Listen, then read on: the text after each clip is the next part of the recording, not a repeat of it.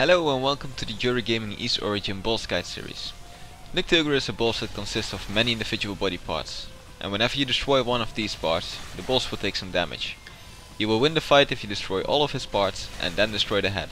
However, the fight will become more difficult with each body part destroyed. Let's go over his abilities.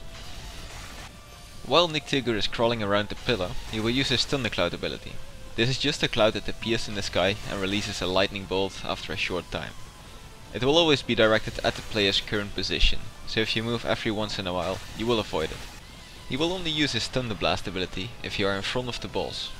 Try not to be in front of the boss at any time. He moves at nearly the same speed as the player and you can easily get hit. Release Bomb is the ability that causes the fight to become increasingly difficult. Every now and then he will drop a bomb from one of his damaged parts.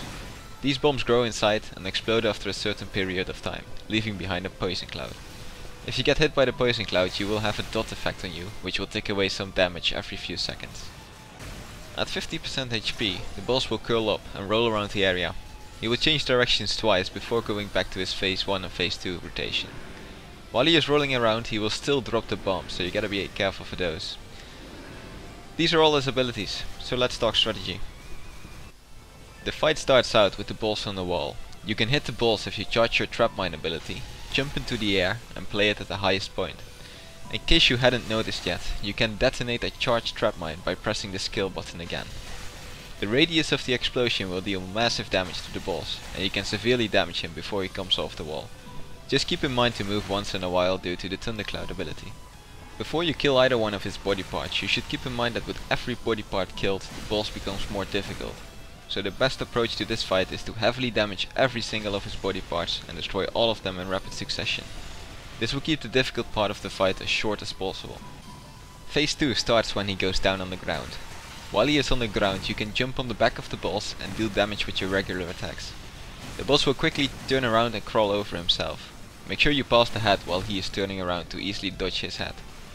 If you manage to get caught in front of the boss, he will do his Thunder Blast ability. And trying to run past the head at this point might also prove difficult, depending on the location of the head. At 50% HP, the boss will curl up and roll around the platform. You should clear every bomb that is near you at this point. The boss will always attempt to roll over the player and has two lanes he can take, the inner circle and the outer circle. If you are at the inner circle, the boss will move to the inner circle, so keep changing lanes whenever the boss passes you. He will change directions twice before going back into his phase 2 and phase 1 rotation. If you are completely comfortable with this phase, you can drop a trap mine just before the boss passes you to deal a bit of damage. Once all of his body parts are destroyed, his head will become vulnerable and you can finish him off. It is actually possible to avoid phase 3 altogether if you push him below 50% while he is on the wall and killing his head before he comes down. If you do not manage to kill the head before he comes down, he will still curl up and roll around the area. Here is the footage of one of my kills.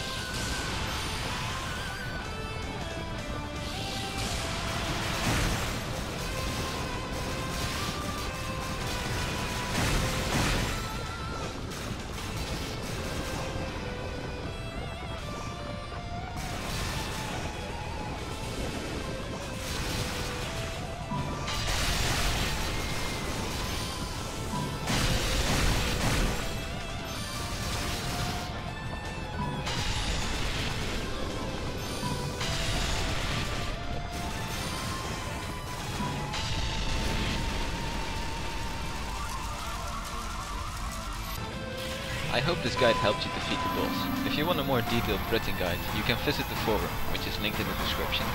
Thanks for watching and have a nice day.